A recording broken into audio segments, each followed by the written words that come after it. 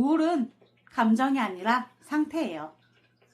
그래서 사람마다, 시기마다, 계절마다 전혀 다르게 나타납니다. 누군가는 눈물로, 누군가는 분노로, 누군가는 아무렇지 않은, 아무 감정이 느껴지지 않는 무표정으로 우울을 드러내요. 겉으로 보기엔 멀쩡하고 성실한 사람일 수도 있어요. 직장에서도 문제없고 친구들도 잘 만나고 SNS에도 밝은 글을 올리지만 밤이 되면 이렇게 속삭이죠. 나 왜 이렇게 공허하지?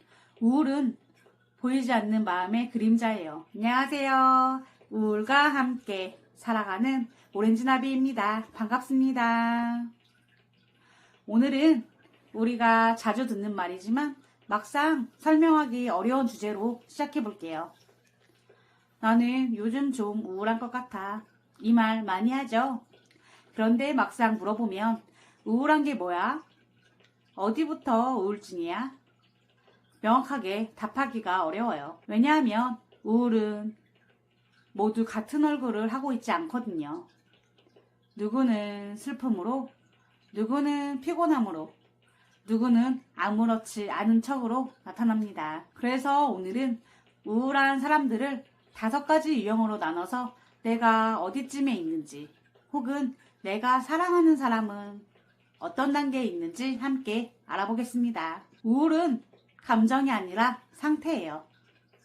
그래서 사람마다, 시기마다, 계절마다 전혀 다르게 나타납니다. 누군가는 눈물로, 누군가는 분노로, 누군가는 아무렇지 않은, 아무 감정이 느껴지지 않는 무표정으로 우울을 드러내요. 겉으로 보기엔 멀쩡하고 성실한 사람일 수도 있어요. 직장에서도 문제없고 친구들도 잘 만나고 SNS에도 밝은 글을 올리지만 밤이 되면 이렇게 속삭이죠. 나 왜 이렇게 공허하지? 우울은 보이지 않는 마음의 그림자예요. 그래서 누군가의 우울을 알아차리려면 겉모습이 아니라 그 사람의 멈춤을 봐야 해요. 예전에 좋아하던 걸 안 하게 되고 연락을 잘하던 사람이 잠잠해지고 자꾸 괜찮아, 나 진짜 괜찮아 라고 반복한다면 그건 괜찮지 않다는 신호일지 몰라요. 우울한 사람들의 5가지 유형이 있어요. 1번, 우울한 사람.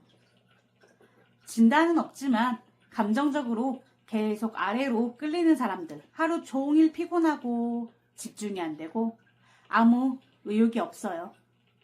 예민하고 잠이 늘 불안정하고 사람을 만나도 기분이 쉽게 가라앉죠. 그냥 기분 탓이겠지. 이 정도는 다 겪는 거잖아. 이렇게 넘기지만 이게 반복되면 마음의 체력이 바닥나고 있는 상태예요. 이 단계에서 필요한 건 억지로 일어나기가 아니라 멈춰서 돌보기예요. 작은 루틴을 하나만 회복해도 좋아요. 밥 먹기, 샤워하기, 햇빛 보기. 그것만으로도 마음은 조금씩 올라옵니다. 2번, 우울증인 사람, 의학적 진단을 받은 상태. 이들은 보통 이미 오래 참아왔어요. 두통, 식욕 저하, 불면, 체중 변화, 극도의 피로, 자살 생각까지 2주 이상 지속되면 병원에서는 우울증이라고 진단하죠. 하지만 진단이 끝이 아니라 시작이에요. 우울증은 약으로만 나아지는 병이 아니에요. 삶 전체를 다시 설계해야 하는 병이에요. 이 시기에 사람에게 가장 필요한 건 넌 괜찮아질 거야가 아니라 괜찮지 않아도 돼. 내가 옆에 있을게 라는 말이에요. 3번, 우울증을 겪은 사람. 한 번 이상 깊은 우울을 지나온 사람들. 겉으로는 평온하지만 몸은 우울의 기억을 갖고 있어요. 스트레스가 쌓이거나 외로워질 때. 그때의 감정이 다시 고개를 들죠. 그래서 이들은 회복 중이지만 여전히 흔들림을 안고 살아갑니다. 그 대신 이들은 놀라운 감수성을 가지고 있어요. 다른 사람의 아픔을 감지하는 능력, 작은 말 한마디에도 진심으로 반응할 줄 아는 마음. 이건 우울을 견뎌본 사람만이 가질 수 있는 선물이에요. 당신은 상처받았지만 그 상처가 당신을 더 깊게 만든 거예요. 4번. 우울한데 자기가 우울한 줄 모르는 사람. 이건 정말 많아요. 회사에서는 문제 없고 친구들과도 잘 지내지만 집에 오면 그냥 멍하니 핸드폰만 봐요. 별일 아닌데 짜증이 나고 피곤하고 이유 없이 예민해져요. 그런데 이렇게 말하죠. 아니야, 그냥 성격이야. 요즘 다 이렇지 뭐. 이건 감정을 모른다기보다 느껴도 인정하지 못하는 상태예요. 자기 감정에 접근할 수 없을 때 그 감정은 결국 몸으로 터져 나옵니다. 속이 안 좋고 잠이 안 오고 체력이 떨어지고 면역력이 약해져요. 이럴 땐 자기 자신에게 조용히 물어봐야 해요. 나는 요즘 나한테 어떤 감정을 숨기고 있지? 그 질문 하나가 우울을 막는 첫 단추예요. 5번. 하나도 안 우울한 사람. 지금 당장은 우울하지 않은 사람들. 자기 상태를 잘 알고 감정을 건강하게 표현하며 살아가죠. 그런데 이 그룹도 두 가지로 나뉩니다. 1번. 진짜 관리를 잘하고 감정의 리듬을 알고 있는 사람. 2번. 아직 우울을 겪지 않았을 뿐 인생의 한 시점에서 마주할 가능성이 있는 사람. 우울은 누구에게나 찾아올 수 있어요. 그래서 나는 괜찮아 라는 말보다는 나는 괜찮을 때도 아닐 때도 나일 뿐이야. 이런 상태가 필요해요. 지금 당신이 어떤 유형에 있든 그건 부족하거나 잘못된 상태가 아니라 단지 현상이에요. 우울은 감정의 에너지 흐름이 막힌 결과예요.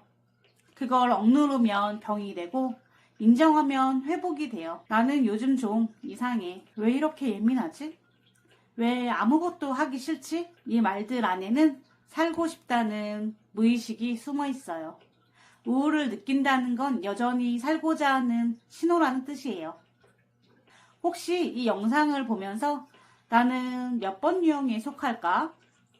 하고 고민했다면 그 순간 이미 회복의 첫걸음을 내디딘 거예요. 왜냐하면 우울은 모르는 상태에서 가장 위험하거든요.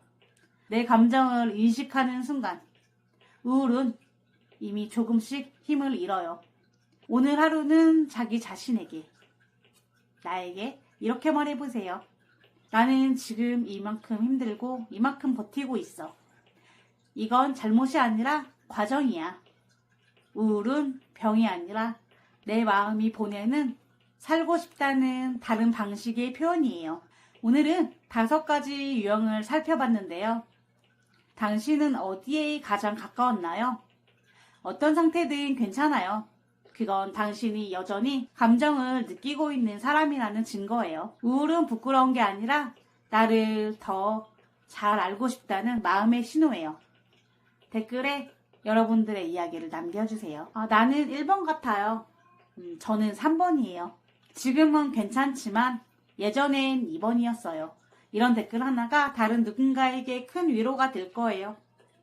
우리끼리 조용히 따뜻하게 서로의 마음을 나눠보면 좋겠어요.